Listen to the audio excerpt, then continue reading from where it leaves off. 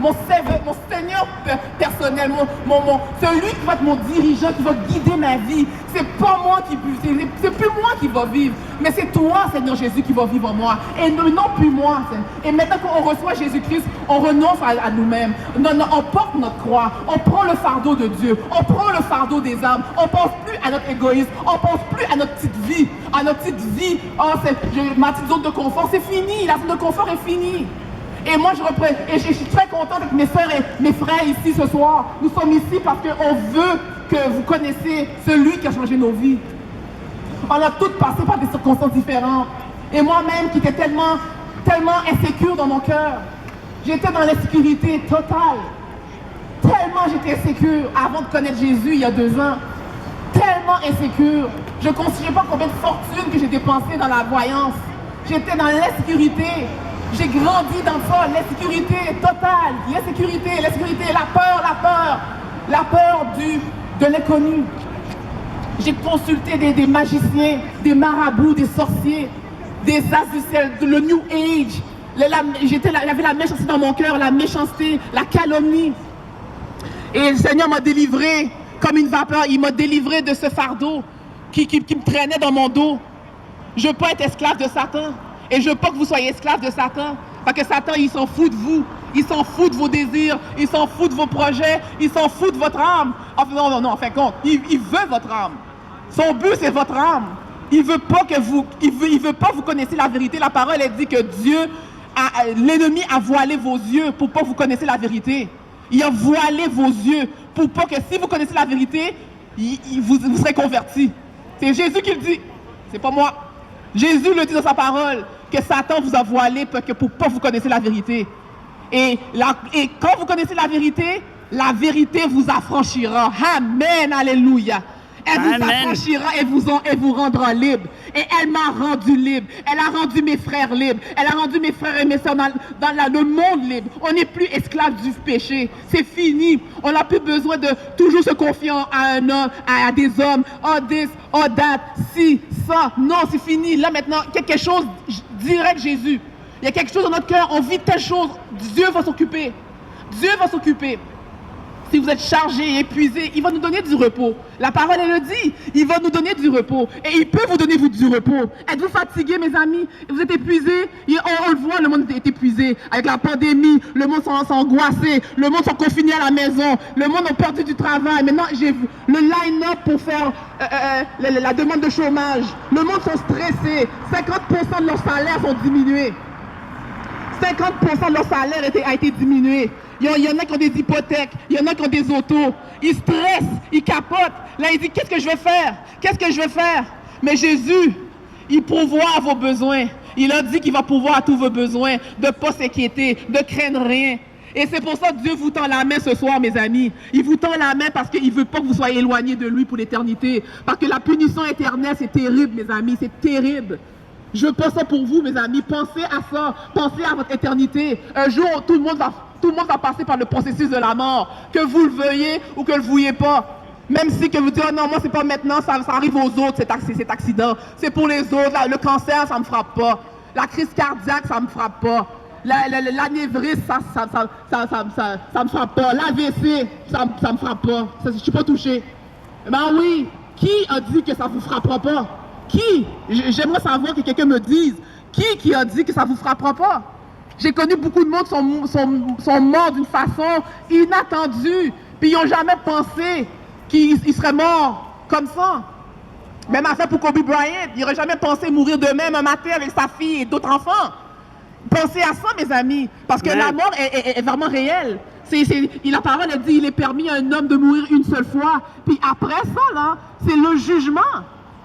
C'est le jugement après. C'est le jugement. C'est que si vous mourrez, c'est le jugement. Si vous mourrez sans Christ, mes amis, je ne veux pas que vous mourrez sans Christ. Je ne veux pas que vous mourrez sans repentance. Et c'est ça qu'on vient de vous donner ce message. La repentance doit se faire sur la terre. La repentance doit se faire là, ici, maintenant. Là, il faut se repentir. Faire un 180 de sa vie. Se détourner des péchés. Se détourner du monde. La parole a dit, si vous êtes amis du monde, vous êtes ennemis de moi.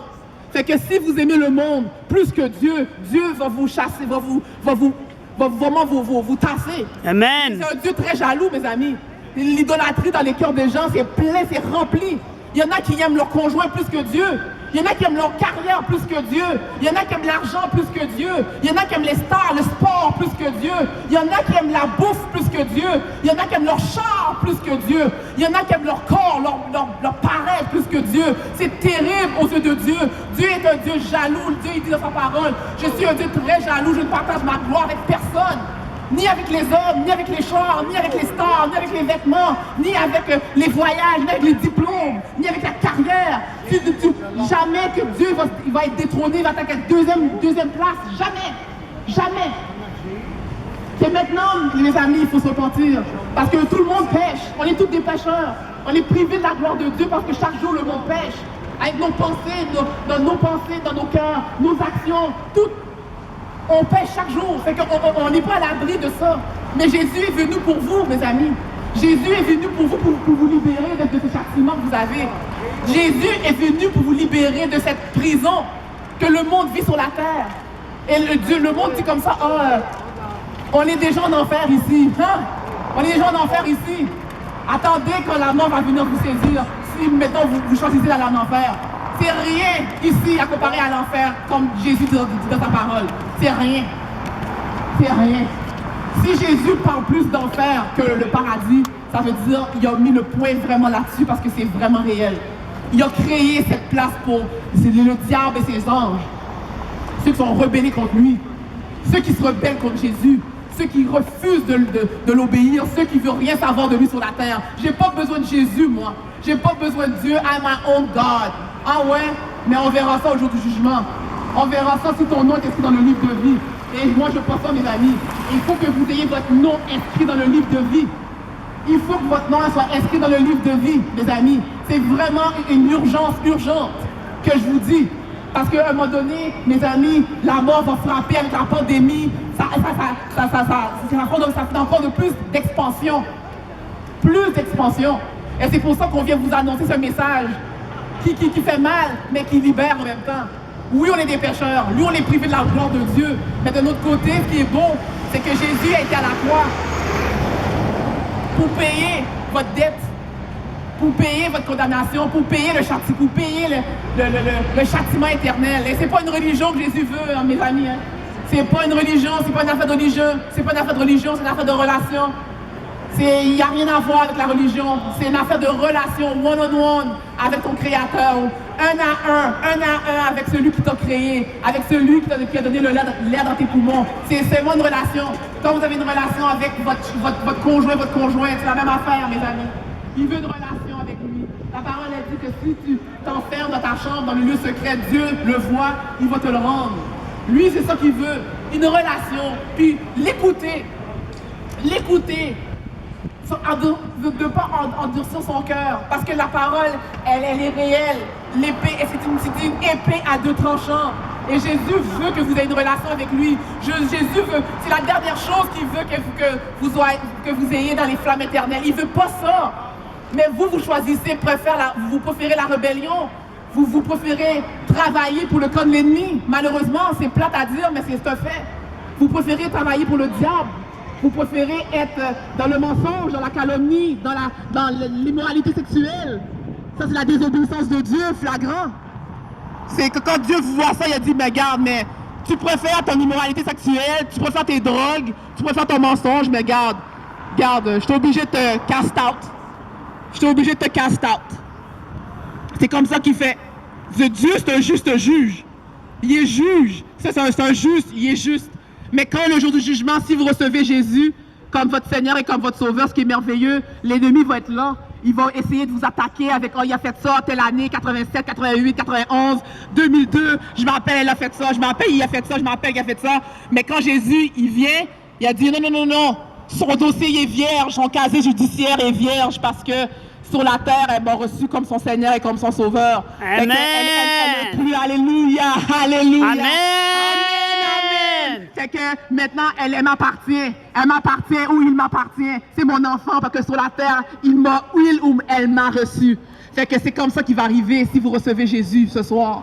Si vous recevez Jésus comme votre Seigneur, comme votre Sauveur, vous ne serez plus dans les ténèbres, fini. Vous serez dans la gloire de Dieu à tout jamais, mes amis. Et pensez pas à côté de ça. Passez pas à côté de ça, mes amis. C'est le plus beau cadeau qu'un homme peut recevoir dans sa vie. C'est recevoir Jésus comme son Seigneur et comme son Sauveur.